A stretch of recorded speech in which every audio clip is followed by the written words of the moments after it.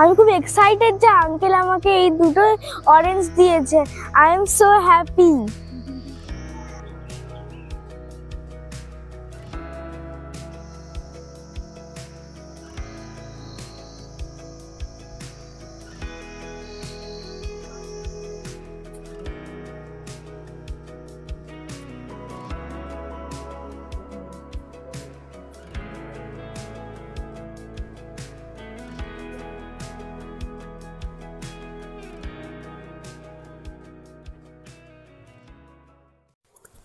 শিটং, তিনচুলে, দার্জিলিং নিয়ে এই যে আমার ভ্রমণ সিরিজ, তার দ্বিতীয় পর্বে আমি আপনাদের সঙ্গে শেয়ার করেছিলাম আমার শিলিগুড়ি থেকে শিটং পৌঁছানোর অভিজ্ঞতা, যা আমরা শুরু করেছিলাম শিলিগুড়ি থেকে 8ই নভেম্বর সকাল 9টায়।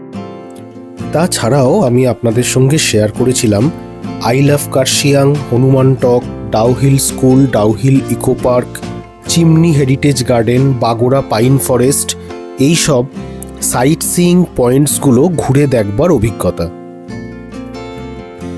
এছাড়াও শিটংয়ে হোমস্টে বেদান্তার ফুল রিভিউ আপনারা পেয়ে যাবেন আগের ওই পর্বটিতে। যারা কোনো কারণে আগের ওই পর্বটি দেখে উঠতে পারেননি, তাদের কাছে অনুরোধ রইল নিচের ডেসক্রিপশন বক্সে দেয়া লিঙ্ক থেকে ওই এপিসোডটি দেখে নেওয়ার জন্য। তাহলে এই গোটা ট্রাভেল সিরিজটির কন্টিনিউটিটা আপনাদের বুঝতে সুবিধা হবে। এবার শুরু করি আজকের পর্ব। হ্যালো এভরিবডি, আমি সন্দীপন। আপনাদের সবাইকে স্বাগত জানাই আমার এই চ্যানেলের একটি নতুন ব্লগ দেখবার জন্য। আজ 10 নভেম্বর 2024, আর আমি দাঁড়িয়ে আছি তিনচুলেতে হোমস্টে গো গ্রিনের একেবারে সামনে। আজকের পর্বে আমি আপনাদের সঙ্গে শেয়ার করব গতকাল শিটং থেকে তিনচুলেতে আমাদের আসার অভিজ্ঞতা। আপনাদের ঘুরিয়ে দেখাবো Ahaldara, orange garden, Mungpoo Rabindra Bhavan, Jogighat bridge, exciting sight seeing পয়েন্টসগুলি। সাথে আপনাদের সঙ্গে শেয়ার করব এই হোমস্টে গো গ্রিনে আমাদের থাকার অভিজ্ঞতা। আশা করি আজকের ভিডিওটিও আপনারা স্কিপ না করে প্রথম থেকে শেষ পর্যন্ত দেখবেন এবং এনজয় করবেন। তাহলে চলুন আর কথা না বাড়িয়ে আজকের পর্বটি আমরা শুরু করে ফেলি।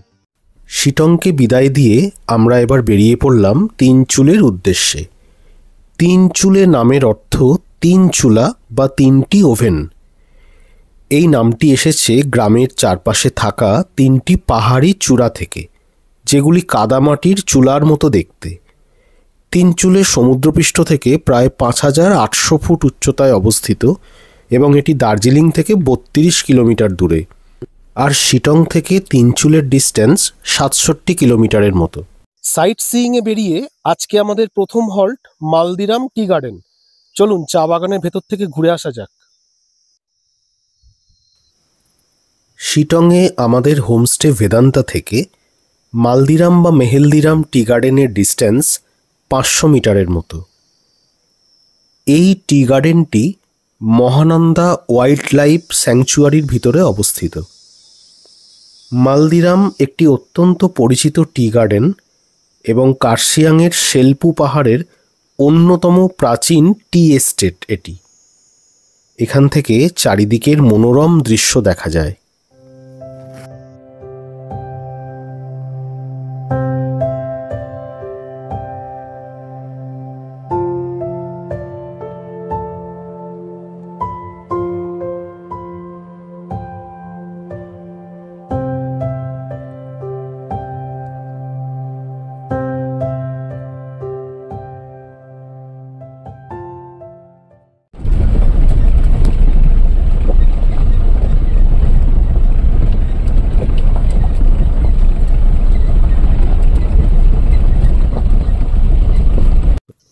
চলে এলাম আজকের সেকেন্ড ডেস্টিনেশনে, I love Sittong photo point.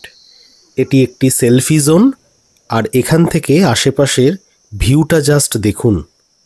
এই সৌন্দর্য ব্যাখ্যা করার কোনো ভাষা নেই আমার কাছে।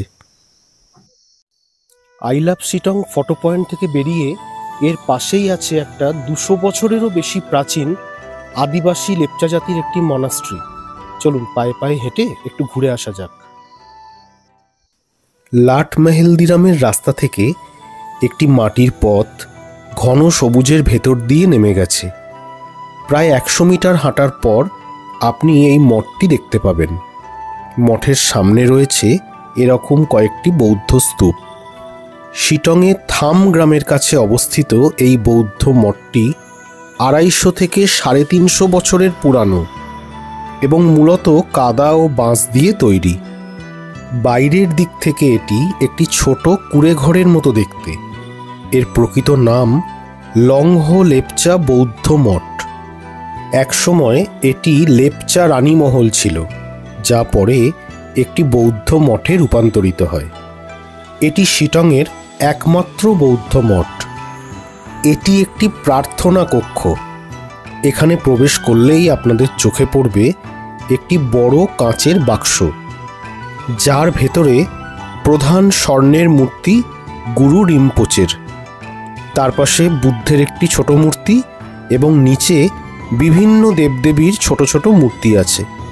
ধূপকাঠির গন্ধ, মৃদু আলো মঠটির পরিবেশকে এক পবিত্রতায় পূর্ণ করে তুলেছে। চারপাশে তাকালে আপনি বয়সের চিহ্নযুক্ত প্রাচীন দেওয়াল চিত্র দেখতে পাবেন, যেখানে অনেক দেবদেবী এমনকি দৈত্যদেরও চিহ্নিত করা হয়েছে। এই প্রার্থনা কক্ষের ভিতরে 2টি স্তম্ভ আছে, যার একটি দেবী কালী এবং অন্যটি শক্তিকে প্রতিকায়িত করে। এই মঠটির কোনো প্রবেশ মূল্য নেই। সকাল 6টা থেকে বিকেল 5টা পর্যন্ত এই বৌদ্ধ মঠটি খোলা থাকে।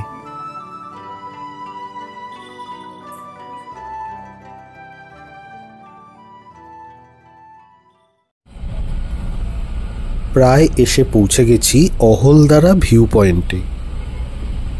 অহলদারা ভিউ পয়েন্টে ঢোকার মুখের রাস্তাটা খুব সুন্দর করে বাঁধানো। এখানে এন্ট্রির জন্য গাড়ি পিছু খরচ পড়ে 50 টাকা। তবে এই রাস্তাটি যথেষ্ট খাড়াই এবং সরু হওয়ার কারণে উল্টো দিক থেকে গাড়ি এসে পড়লে সাময়িক একটু অসুবিধা সৃষ্টি হতে পারে। এখানে প্রবেশ করার আগে রাস্তার দুধারে থাকা সারি সারি গাঁদা ফুলের গাছ বাড়তি সৌন্দর্য এনে দিয়েছে।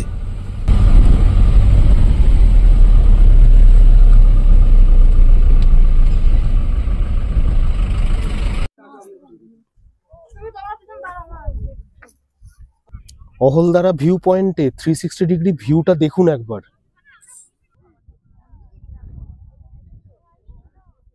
এখানে একটা পাহাড়ের আকৃতি রবি ঠাকুরের মুখের আকারে। এখানে যে কটা হোমস্টে আছে সেখান থেকে সানরাইজ আর সানসেটের অসাধারণ দৃশ্য দেখা যায়। এই ভিউ পয়েন্টটি থেকে কালিম্পং, সিকিমের নামচির দিকের পাহাড় এবং দূরে তিস্তা নদীর মনোরম দৃশ্যও উপভোগ করা যায়।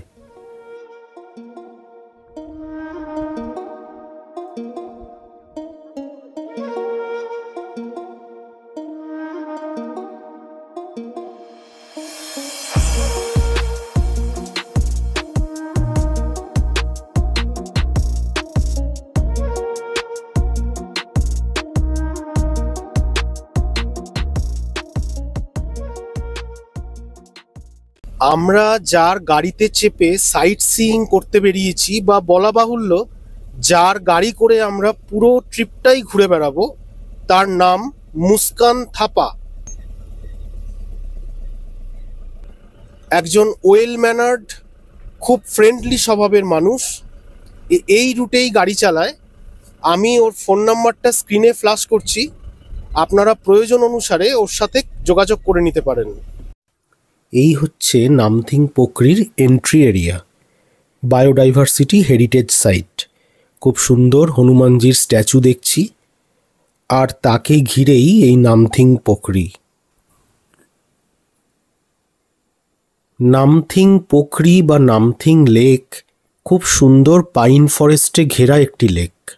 নামথিং লেক যে কারণে পরিচিত তা হলো এখানে এখনও দেখা মেলে ছোট্ট গিরগিটির মতো দেখতে ডাইনোসর যুগের সরীসৃপ হিমালয়ান সালামান্ডারের। তাই এই লেকটিকে সালামান্ডার লেকও বলা হয়। একটি স্যালামান্ডার 100 বছর পর্যন্ত বেঁচে থাকতে পারে। প্রায় 32টি সালামান্ডার এখানে এখনও আছে বলে জানা গিয়েছে। পাইন গাছে ঘেরা এই সরু পাহাড়ি পথটি ধরে আমরা এখন এগিয়ে চলেছি স্যালামান্ডার লেকটির কাছে।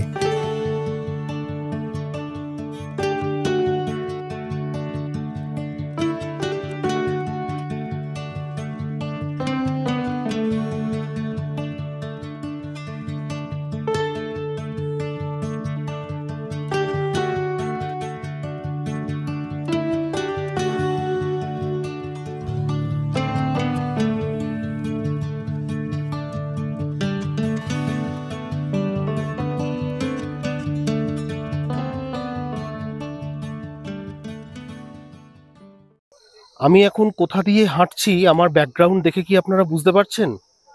এটি হলো নামথিং পোখরি বা নামথিং লেক। এটি একটি বর্ষা জলে পুষ্ট লেক, আর এখন শীতকালে শুকিয়ে এটার এরকম অবস্থা। জায়গাটিকে রহস্যময় বলে দাবি করেন এখানকার বাসিন্দারা। কথিত আছে এই পোখরির দেখাশোনা করত দুটি সাদা রাজহাঁস। একটি পাতাও এই পোখরিতে পড়তে দিত না তারা, তাই এখানকার জল ছিল খুব স্বচ্ছ। হঠাৎই একদিন এক শিকারী একটি রাজহাঁসকে মেরে দেয়। তারপরে আর দ্বিতীয় রাজহাঁসটিকে দেখা যায়নি। তারপর থেকেই গ্রামে ধস নামতে থাকে, আর পোখরির জলও শুকোতে থাকে। স্থানীয়দের বিশ্বাস রাজহাঁসের অভিশাপের কারণেই এমনটি ঘটেছে। এই পাহাড়ি চড়াই বেয়ে উপরে উঠলে আমরা পৌঁছে যাব একটি ছোট শিব মন্দিরে। চলুন দেখে আসি।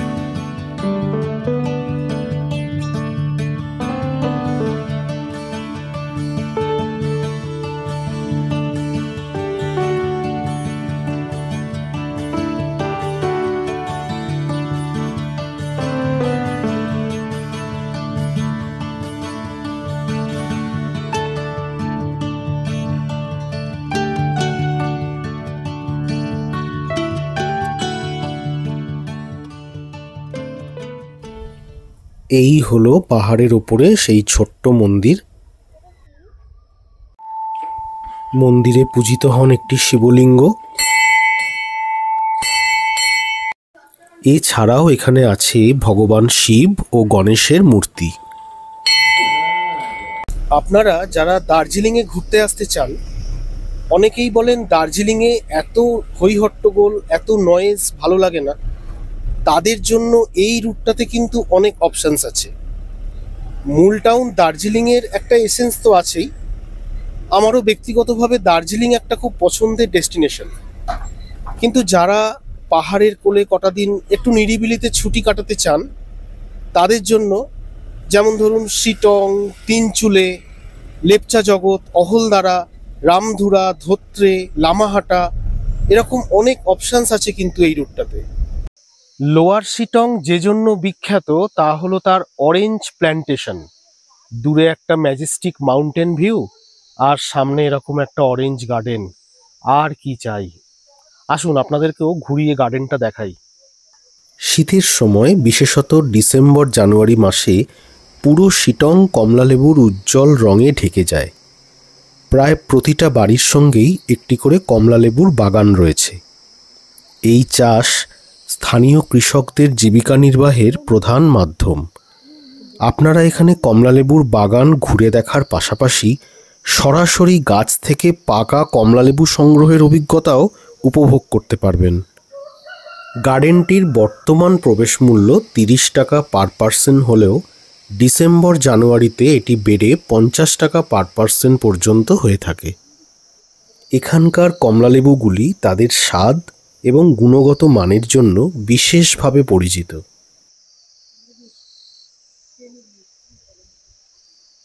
আমি খুব এক্সাইটেড যে আঙ্কেল আমাকে এই দুটো অরেঞ্জ দিয়েছে।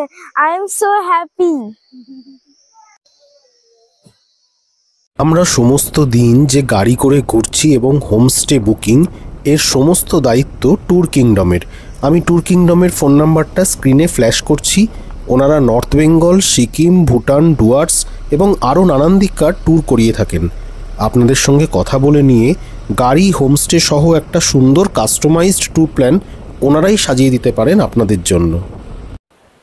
সাইট সিইং করতে বেরিয়ে এখন আমরা এসে পৌঁছলাম যোগীঘাট ব্রিজে। এই ব্রিজটার সিগনিফিকেন্স হলো এটির একদিকে আছে শিটং আর আরেকদিকে আছে পাহাড়ি গ্রাম মংপু।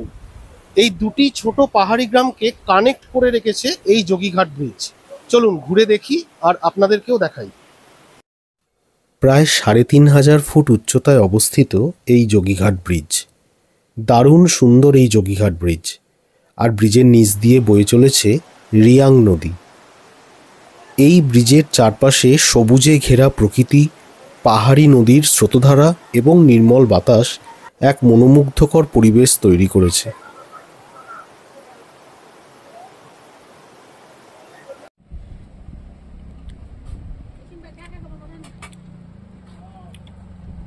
মোমো খাচ্ছ?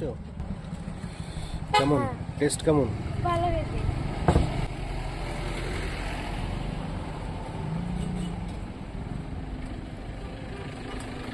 যোগীঘাট ব্রিজ দেখার পর একটু বিরতি নিলাম চিকেন মোমো খাওয়ার জন্য। এখানে মোমোর প্লেট ৭০ টাকা, আছে ৭টি করে মোমো। ঘুরতে ঘুরতে আমরা পৌঁছে গেলাম রবীন্দ্র ভবন মংপুতে।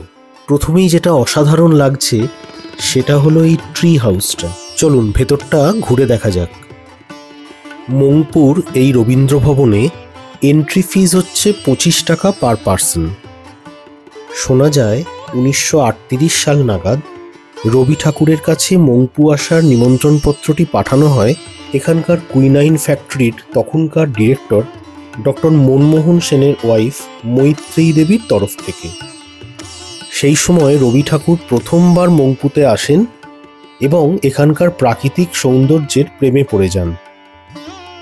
পাহাড়ি এই গ্রামটির সঙ্গে বাঙালির পরিচয় করিয়েছিলেন কিন্তু রবীন্দ্রনাথ ঠাকুরই।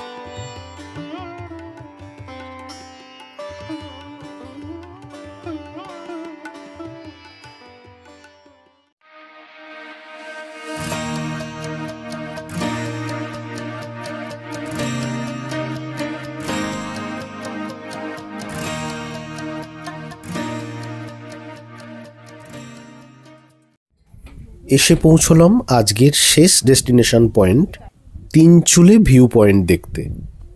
পাহাড়ের ঢালে চা বাগানের মধ্য দিয়ে সরু আঁকাবাঁকা পথ দিয়ে পৌঁছে গেলাম এই ভিউ পয়েন্টটিতে, যেখান থেকে রৌদ্রোজ্জ্বল দিনে কাঞ্চনজঙ্ঘার ঝলমলে শৃঙ্গ দেখার সুযোগ পাওয়া যায়। এছাড়া এখান থেকে সূর্যোদয় ও সূর্যাস্তের অপূর্ব দৃশ্যও দেখা যায়। চারপাশের সবুজ চা বাগান এবং পাহাড়ি পরিবেশ এই স্থানটিকে মুগ্ধকর করে তুলেছে। ঘড়িতে এখন সময় সন্ধ্যা ৬টা। আমরা মিনিট ১০ আগে হোমস্টেতে এসে পৌঁছেছি। আর এখন তো লাঞ্চ করার সময়ই নয়, ইভিনিং স্ন্যাক্স করার সময়। কিন্তু যেহেতু ওনারা রেডি করে ফেলেছেন, খেয়েই নিই। আর খেয়ে নিয়ে আমাদের রুমটা আপনাদের দেখাবো। বাইরে অন্ধকার, তাই আগামীকাল সকালে হোমস্টের বাইরেটা আপনাদের ঘুরিয়ে দেখাবো। আর আজকে লাঞ্চে আছে ভাত, স্কোয়াশের কারি, মুগের ডাল, এগ কারি আর আছে পাঁপড় ভাজা। যাই বলুন, দার্জিলিংয়ের একটা অফবিট পাহাড়ি গ্রামে বেড়াতে এসেও আমরা যে বাঙালি খাবার পাচ্ছি এটাই তো অনেক। আজ বলতে গেলে আমাদের লাঞ্চ, ইভিনিং স্ন্যাক্স আর ডিনার প্রায় একসাথেই করা হয়ে যাবে। এখনো পর্যন্ত আমার প্রথম দেখাতেই এই ডাইনিং এরিয়ার পরিষ্কার পরিচ্ছন্নতাটা খুব ভালো লাগলো। চলুন এবার দেখে নিই রান্নার স্বাদটা কেমন হয়েছে। খুব সুন্দরভাবে ওনারা সাজিয়ে দিয়েছেন খাবার, একদম গরম গরম ধোঁয়া ওঠা খাবার।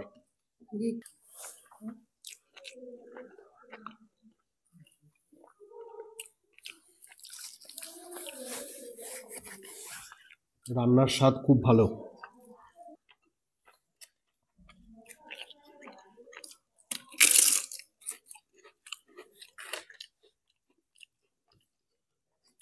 একেবারে ঘরোয়া রান্না, বাড়ির মতো টেস্ট।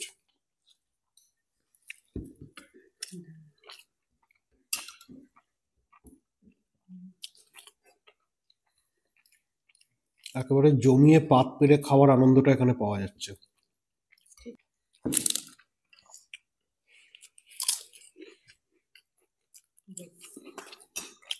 আর একটা দেখাই, এক্ষুনি ওনারা দিয়ে গেলেন গরম গরম একেবারে মুচমুচে করলা ভাজা। এটা বেসন দিয়ে ভাজা হয়েছে, যেরকম কুমড়ো ফুল ভাজা আমরা খাই, দারুণ খেতে লাগছে। কিন্তু এখানে যেহেতু বাইরে বেরিয়ে খুব একটা খাবার দাবার পাওয়া যায় না, একটা ইন হাউস ডিপেন্ডেন্সি আছে, তাই একেবারে পেট ভরে খেয়ে নিতে হবে। এবার ডিমের কারিটা টেস্ট করা যাক।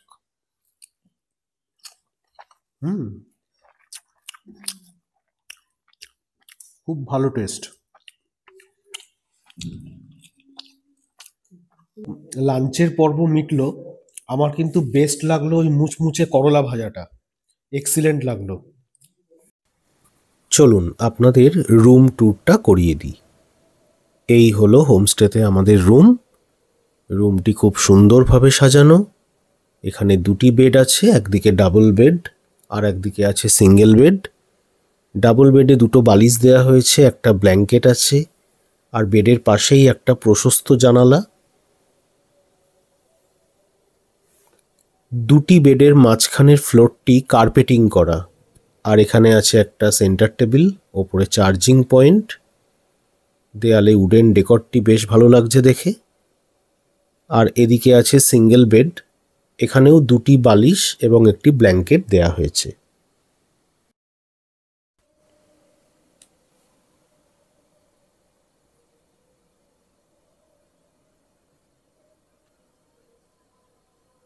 রুমটিতে ঢুকেই যেটা সবার প্রথমেই ভালো লেগেছে, রুমটি খুব পরিষ্কার পরিচ্ছন্ন করে রাখা ছিল। আর এদিকে হচ্ছে মিরর সাজগোজ করার জন্য, তার ওপরেই লাইট। নিচে আমরা আমাদের লাগেজ রেখেছি, পাশেই ডাস্টবিন। এদিকে নিচে আরেকটি চার্জিং পয়েন্ট, এখানেও লাইট। রুমটিতে লাইট খুব সাফিসিয়েন্ট আছে। আর এদিকে আছে ওয়াশরুম, ওয়াশরুমের বাইরে এখানে আছে ওয়াশ বেসিন, ওপরে মিরর আছে। আর এই হলো ওয়াশরুম। এদিকে আছে টাওয়েল রড, ওয়েস্টার্ন টয়লেট, বালতি, মগ আছে। ওয়াশরুমটি ছোটোর ওপরেও বেশ পরিষ্কার পরিচ্ছন্ন, ছিমছাম।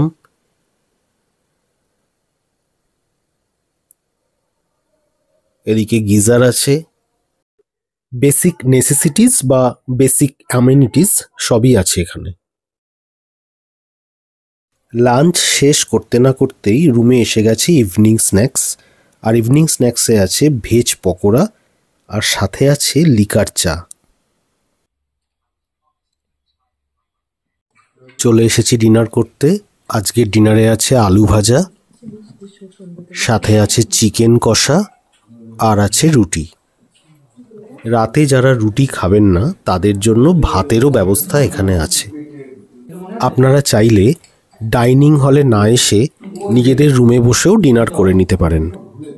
সাধারণত এই হোমস্টেগুলির মেনু প্রায় একই রকম থাকে। ব্রেকফাস্টে পরোটা বা লুচি সাথে ঘুগনি, লাঞ্চে ভাত, ডাল, সবজি, ডিমের কারি, ইভিনিং স্ন্যাক্সে পকোড়া এবং চা, আর ডিনারে থাকে রুটি সাথে চিকেন কারি। চলুন তাহলে এবার ডিনারটা সেরে ফেলা যাক।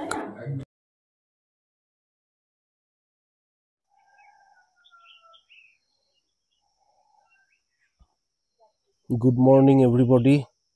আজ 10ই নভেম্বর 2024, আর আমি এখন বসে আছি তিনচুলেতে, আমাদের হোমস্টের সামনে যে একটা গার্ডেন এরিয়া বা একটা লবি বলতে পারেন সেখানে। আর আমার হাতে 1 কাপ লিকার চা।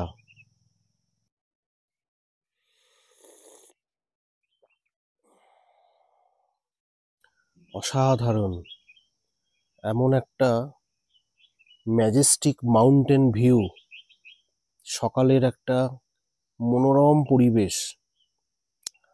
আজ এখানকার টেম্পারেচার 20 ডিগ্রি সেলসিয়াস, খুব ঠান্ডাও নয়, একটা মনোরম ওয়েদার ফিল করছি।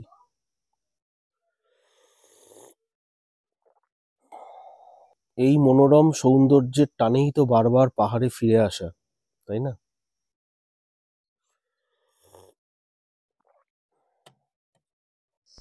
এই প্রপার্টিটার প্রতিটা কোণা সাজানো, আর কমন এরিয়াতে বসে দারুণ ভিউ এনজয় করা যায়। এখানে সেলুলার রিসেপশন বা নেটওয়ার্ক অ্যাক্টিভিটিস একটু উইক, তবে এখানে নিজস্ব ওয়াইফাই পরিষেবা আছে। চলুন আপনাদের এবার হোমস্টেটা ঘুরিয়ে দেখাই। এই হলো তিনচুলের ছোটা মাগুমায় আমাদের হোমস্টে, যেটির নাম হোমস্টে গো গ্রিন। আর এই সুন্দর গ্রিন কালারের বিল্ডিংটায় থাকেন এই হোমস্টের মালিক। প্রতিটা রুমের সামনেই আছে খুব সুন্দর ফুলের সেটআপ। আর এই লনটা তো খুব সুন্দর, আর তার পাশেই আছে কার পার্কিং এরিয়া। আর এই 3টি কটেজ রুম ট্যুরিস্টদের থাকার জন্য। আর সামনের কমন এরিয়াতে এরকম চেয়ার টেবিল নিয়ে বসার সুন্দর ব্যবস্থাপনাও রয়েছে। প্রতিটা রুমের সঙ্গে একটা করে প্রাইভেট বারান্দা আছে, যেটি আমার খুব ভালো লাগলো দেখে। আর কটেজের পাশেই এই অংশটি হলো ডাইনিং এরিয়া, যেটি আমি পরে আপনাদের ঘুরিয়ে দেখাচ্ছি। আর সিঁড়ি দিয়ে নিচে নেমে এই অংশটি হলো নবনির্মিত। আর এই নবনির্মিত বিল্ডিংটির মিডিল রুমটাতেই আমরা আছি। আর এখানেও খোলা আকাশের নিচে চেয়ারে বসে প্রকৃতিকে উপভোগ করার এক দারুণ আয়োজন। আর এই হলো আমাদের হোমস্টের ডাইনিং এরিয়া।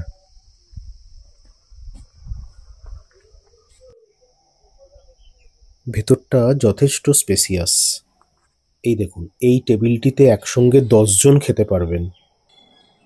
আর এরকম 2টো টেবিল আছে পাশাপাশি, যেগুলোতে 6 জন করে মোট 12 জন একসঙ্গে খেতে বসতে পারবেন।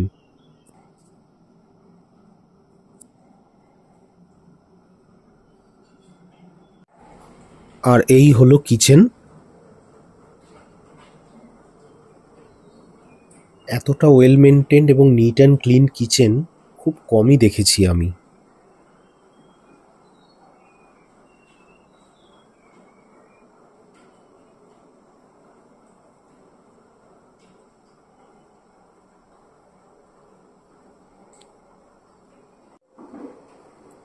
আপনারা অনেকজন এখানে আসলেও সবাই মিলে একসাথে খেতে বসতে কোনো অসুবিধা হবে না।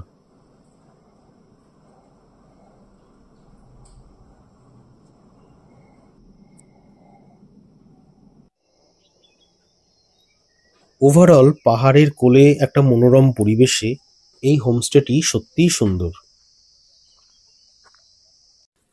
আমরা তিনচুলের যেখানটা আছি সেটাকে বলা হয় ছোটা মাঙোয়া। এই ছোটা মাঙোয়া কিছুটা ওপরে হওয়ার জন্য এখান থেকে মাউন্টেন ভিউটা খুব ভালো পাওয়া যায়।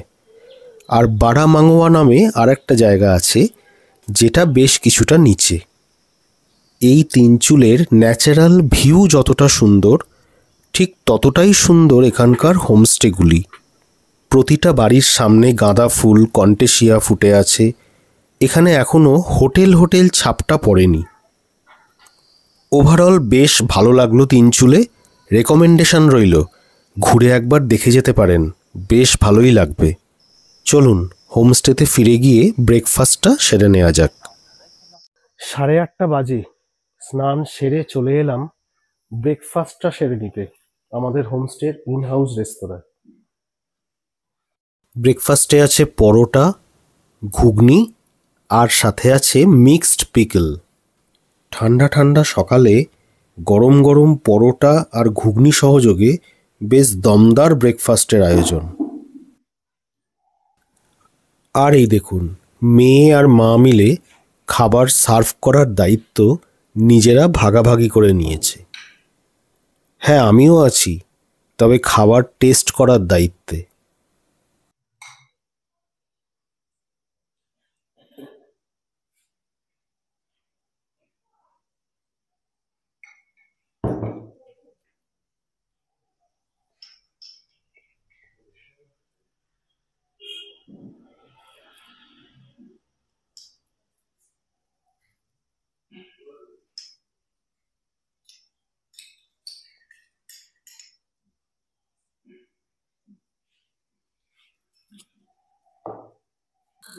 তাহলে শুরু করা যাক।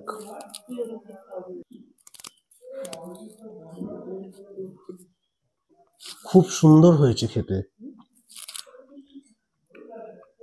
এখানে প্রত্যেকটা রান্নার টেস্ট খুব ভালো। কালকে আমরা লাঞ্চ করেছি, খুব ভালো ছিল। রাতের চিকেন কষাটা তো আউটস্ট্যান্ডিং টেস্ট ছিল, আর এখনো তাই। 3 চুলে ঘোরা আমাদের শেষ। এবার আমরা সাইট সিইং করতে করতে এগিয়ে যাব দার্জিলিং শহরের দিকে। আমাদের ট্যুর প্ল্যানটি বিশদে নিচে ডেসক্রিপশন বক্সে দেয়া রইল, আপনারা প্রয়োজনে দেখে নিতে পারেন।